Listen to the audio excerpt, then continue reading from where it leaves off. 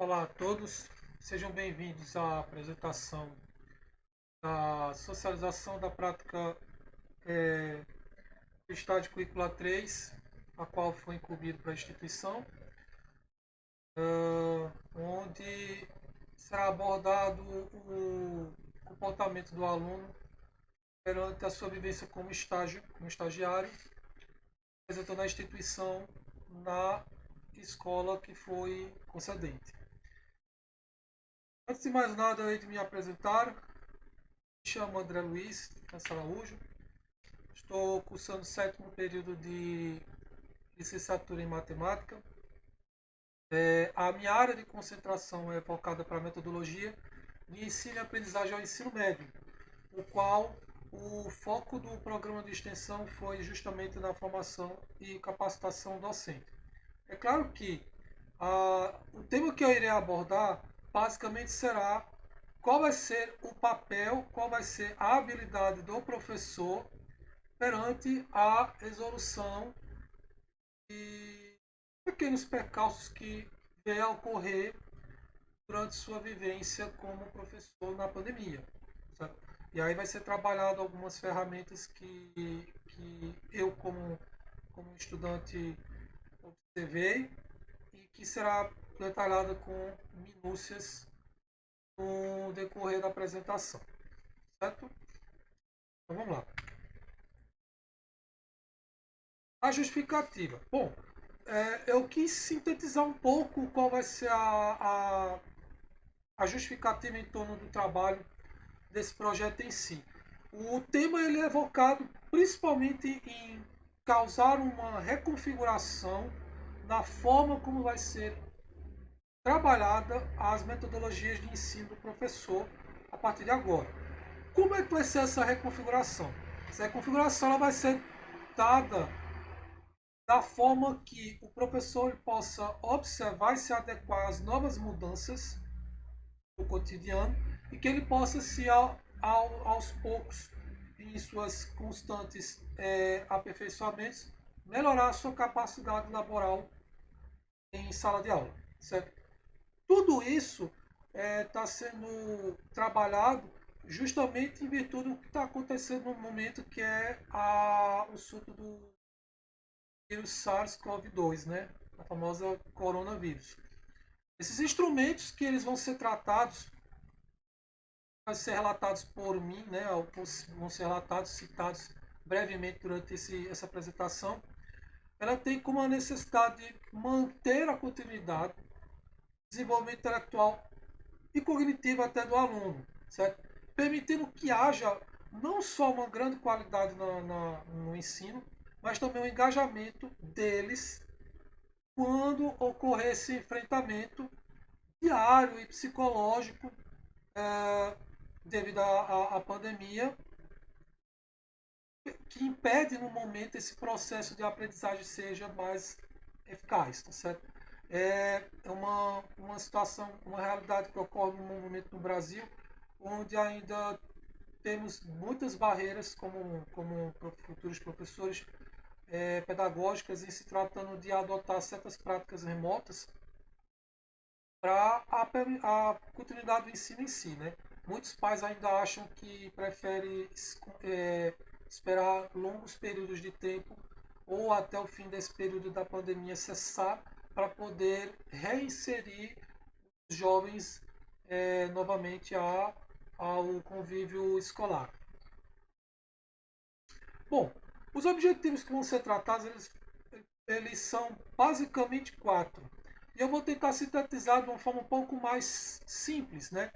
É, observar, que é um dos papéis principais do estagiário nesse período de pandemia, era realmente observar a instituição a qual ele escolheu, que concedeu, né? Para uns foram concedentes, para outros foram escolhidos. Que no meu caso foi uma escola que ela é composta tanto do ensino fundamental, ensino médio e o ensino infantil, certo? Sempre levando os caráteres de ética, responsabilidade, seriedade, observando a aplicabilidade das metodologias dos professores e constantemente passam em seus alunos, sobretudo,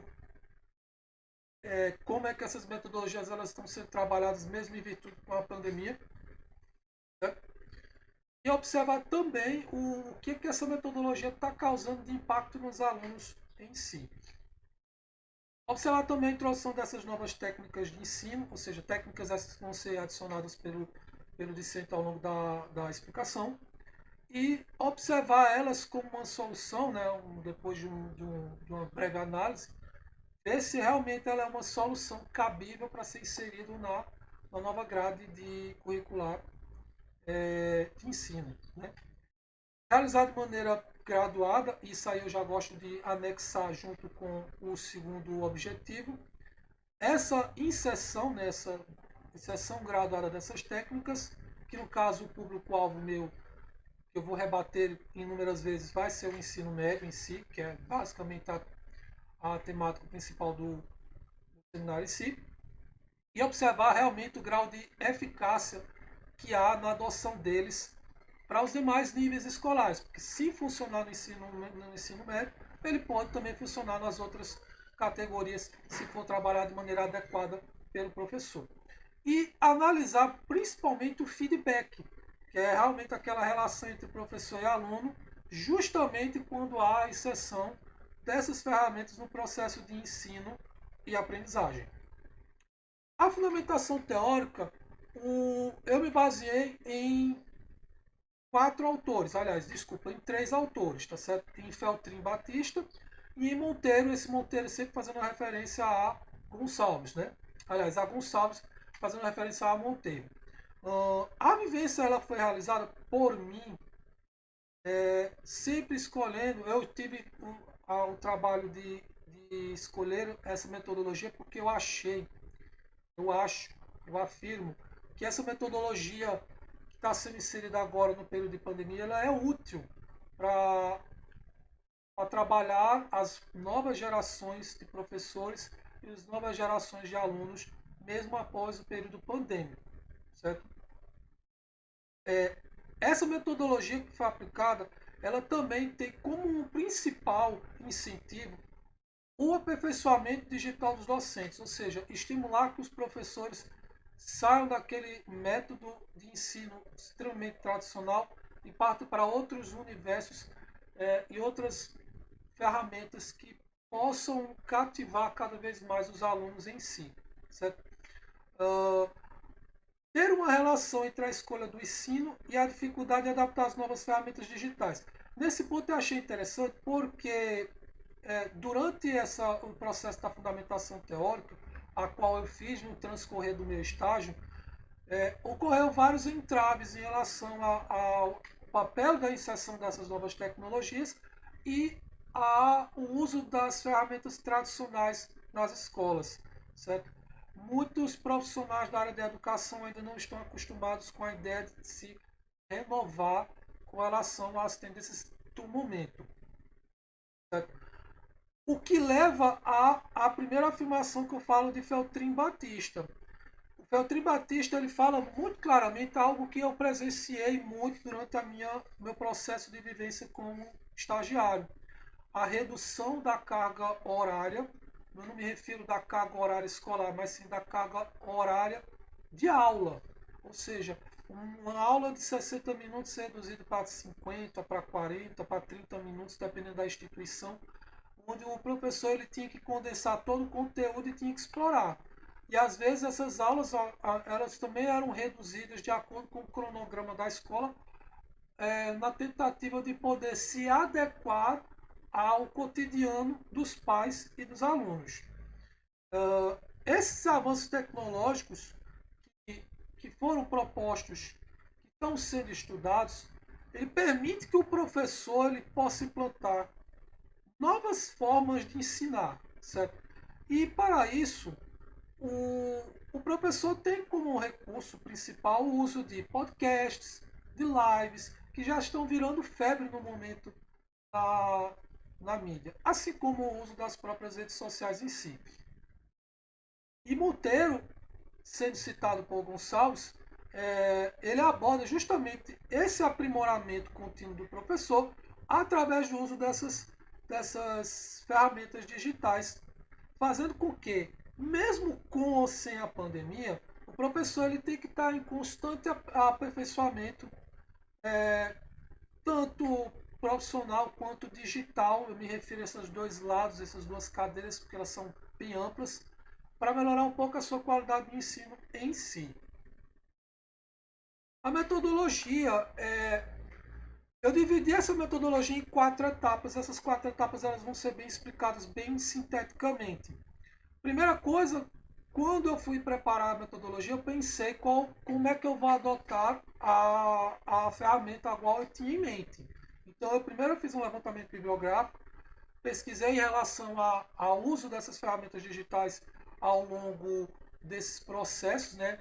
Quais foram os professores, os profissionais que utilizaram essas ferramentas mesmo antes, durante e talvez depois do processo pandêmico. Segundo, eu escolhi a definição do público-alvo. Né? Como trabalhamos no ensino médio, eu, em comum acordo com o professor titular da disciplina lá, que ensina na instituição concedente, foi escolhida a turma do primeiro ano do ensino médio para ser o laboratório, né, para os experimentos acadêmicos em si. Terceiro, junto com o professor, né, o professor em si, o discente começou a incrementar aos poucos, de maneira graduada, né, atrelada ao seu processo de docência também que foi realizado, sua regência também, o uso de algumas ferramentas digitais muito comuns entre os jovens, como o WhatsApp, o Teams, que já está começando a entrar já no universo mais juvenil, o Discord, que é mais um programa de áudio, e o TikTok, que é bem mais comum entre os jovens que fazem curtinhas, mensagens rápidas, né? Entre outros aplicativos que foram citados pelos alunos como referência para mim ao longo do processo de estágio. No 4, como eu havia falado, o terceiro é justamente adequar essas ferramentas populares de forma que o professor possa usar elas de maneira adequada, de maneira eficiente. Por fim, com essas 4 etapas sendo postas em prática, a gente observar, né, o impacto que causou aos alunos e o que se esperou em relação a eles. Se houve um aumento, se houve uma evolução, se houve alguma interferência, enfim, certo? Na observação, a escola que foi escolhida foi uma escola na rede privada de ensino aqui da cidade de Belo Jardim. Infelizmente, essa cidade aqui, por conta dos entraves sanitários, muitas escolas públicas ficaram fechadas. E para a área do ensino médio, eu só tive 4 opções de escolas particulares, entre elas essa que eu escolhi, que é o Colégio Diocesano. Os dados eu deixei aqui como uma forma mais sintética para serem explorados. O único adendo que eu vou citar na observação é que a metodologia que eles têm é justamente focada na multidisciplinaridade. É trabalhar uma disciplina em comum a todas as outras disciplinas, com o objetivo de estimular sempre o lado coletivo, o lado individual do aluno e preparar ele para a vida. Certo? Eles têm basicamente uma metodologia que se assemelha muito à metodologia montessoriana. Certo? Porventura, essa observação ela foi virtual e superficial devido a esses entraves que foram citados, né? Mas o estudante teve todo o aporte da própria escola com relação às informações que foram cedidas, tá certo? E toda a sua vivência de estágio e tudo mais foi de maneira híbrida, né? Ora tivemos poucos encontros na escola, né, em si, mas boa parte do estágio foi realizado no ambiente remoto. O roteiro de entrevista e o plano de aula, eu aqui exemplifiquei um plano de aula. Como a gente está trabalhando no estágio 3, o tutor encaminhou que nós realizássemos pelo menos 5 planos de aula. 5 planos de aula esses, como eu exemplifiquei um deles, a qual o estudante pode realizar o seu período de regência, certo? Então, Durante esse período de entrevista, o discente dele foi muito bem instruído, né, pela experiência do titular da disciplina, a realizar certas tarefas que ele ainda realmente estava tentando compreender em relação ao seu processo de convivência como acadêmico. Né? Uma delas é justamente a construção desses planos de aula, tentando se adequar às normas, às normas e os parâmetros nacionais curriculares em si. Então, basicamente, durante esse período de vivência do professor, né, do futuro professor de matemática, ele pôde aprender um pouco mais sobre a organização desses planos de aula, a forma como vai ser elaborada essas aulas diárias junto com o professor titular, tá certo? Ele também teve um feedback também de poder interagir, de poder contribuir um pouco com os alunos em relação à inserção dessas ferramentas, né, ou de uma metodologia que pudesse também facilitar o processo de ensino também do atual professor em si. Durante essa vivência de estágio, que eu falei em alguns momentos durante essa apresentação, eu observei vários traços sobre essa realidade. Né? Uh, Infelizmente, no Estado, temos ainda alguns entraves sanitários que faz com que algumas escolas vedem o acesso ao estudante, né, ao universitário, para a realização dessa prática, justamente pelo fato que ainda não controlamos o surto do vírus. Mas, em comum acordo com a coordenação, houve um diálogo, houve a necessidade de poder expor para o coordenador a importância do estágio e o que esse estágio pode crescer para o estudante. Eles abriram exceções, tá certo, para mim, para alguns colegas de outras áreas, para realizar esse procedimento em si. Durante essa vivência, eu tive em mente que seria necessário inserir essas ferramentas muito utilizadas pelos jovens, uma forma de motivar eles. Porque as aulas de matemática elas são muito mecânicas, elas são muito tradicionais e às vezes desestimulam os alunos. Sobretudo quando se trata de tecnologias digitais, quando um professor chega em uma sala de aula virtual e começa só a escrever cálculos e mais cálculos, o aluno se sente desmotivado e se sente carente de um aporte mais adequado no ensino. Então, essas ferramentas digitais, bem como as instruções que foram dadas por mim durante esse processo, como fazer a realização de curtinhas, de você pegar, gravar curtinhas de assuntos que você está aprendendo com o professor e replicar elas nas redes sociais para algum coleguinha que faltou, ou um resumo do conteúdo de matemática que foi dado em sala de aula para ser dado em uma forma de música, uma forma de vídeo, certo? Uma forma de sátira, e pudesse fazer com que os alunos pudessem entender certas palavras-chave, foi crucial.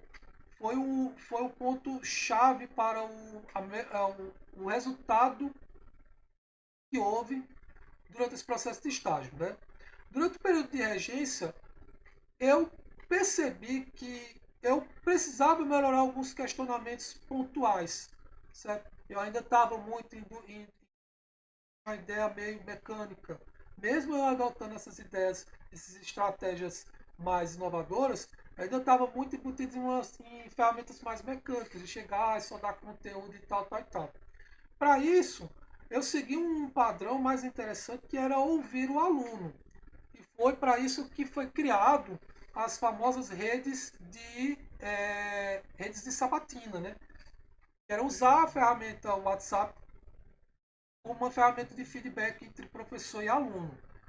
Servir como um aporte para ajudar tanto o professor da disciplina na escola, como com os alunos. Então eu estava intermediando entre eles, ouvindo o que, é que os alunos estavam passando, intermediando no auxílio do professor no procedimento metodológico e também dando a parte matemática em si, ajudando e instruindo os alunos de maneira mais adequada. Certo? E eu percebi que essas redes de dúvidas elas foram benéficas para o aluno em relação à questão das dúvidas, porque muitos alunos eles guardam as dúvidas, eles ficam acanhados com relação a isso. E se você consegue dar um espaço e um livre acesso para o aluno poder pensar, eles vão conseguir realizar essas dúvidas, sanar essas dúvidas de maneira mais adequada, certo? E eu percebi que isso agradou até mesmo alguns outros professores de outras áreas da escola, a também seguir isso. Eles começaram a seguir, fazer essas redes de sabatina. Eles criaram horários fixos, diários, né, fora do horário de expediente. O horário de expediente do diocesano é só matutino, é só pelo horário da manhã. E eles conseguiram fazer com que esses alunos conseguissem é, chegar até eles e a sanar as dúvidas que eles têm em si, certo? Então, para finalizar, eu só queria contribuir com algo que pudesse agregar com relação ao que eu acabei de falar sobre as vivências. O que contribuiu muito para mim como estudante foi o fato que, se a gente saber ouvir o aluno e permitir que o aluno dê sugestões, a gente não só desenvolve a capacidade intelectual dele, como a gente também faz com que esses alunos se tornem pessoas decisivas. Elas conseguem tornar as próprias decisões de maneira mais cabível, certo? A adoção dessas ferramentas digitais que foram utilizadas, elas deram um ganho muito bom para os alunos. Recentemente, após o final do estágio, houve o período das provas lá na instituição, né? Eu não estava mais presente, já estava recomeçando a reta final da instituição em si. E eu percebi que os alunos que teve essas redes de sabatina comigo e com os demais professores, e eles começaram também a gravar esses vídeos e tudo mais, tiveram uma evolução muito grande. As notas deles começaram a aumentar, certo? Isso foi interessante para o meu aprendizado, porque me fez perceber que a gente pode utilizar essas ferramentas independente do período. Você pode ser antes, depois ou durante o período pandêmico. Basta que, para ser utilizar essas ferramentas, a gente saiba utilizá-las de maneira adequada. Sempre ter esse aperfeiçoamento digital, sempre ter esse treinamento digital. Olhar cada dispositivo que está sendo inserido no momento e ver se realmente ele tem sua função, tem um público que pode, um público-alvo necessário para ser adotado elas, certo? Eu vou finalizar minha aula com essa frase, né? Ainda que desejam bons professores para seus filhos, poucos pais desejam que seus filhos sejam professores. Isso nos mostra o reconhecimento que o trabalho de educar é duro, difícil e necessário. Não só duro e é difícil, é gratificante ver que mesmo os seus esforços, você vê os resultados sendo favoráveis nos próprios alunos, quando os alunos reconhecem o trabalho dos professores, inclusive até dos futuros professores, assim como eu. Muito obrigado, espero que tenha gostado desse seminário. Com Deus e até mais.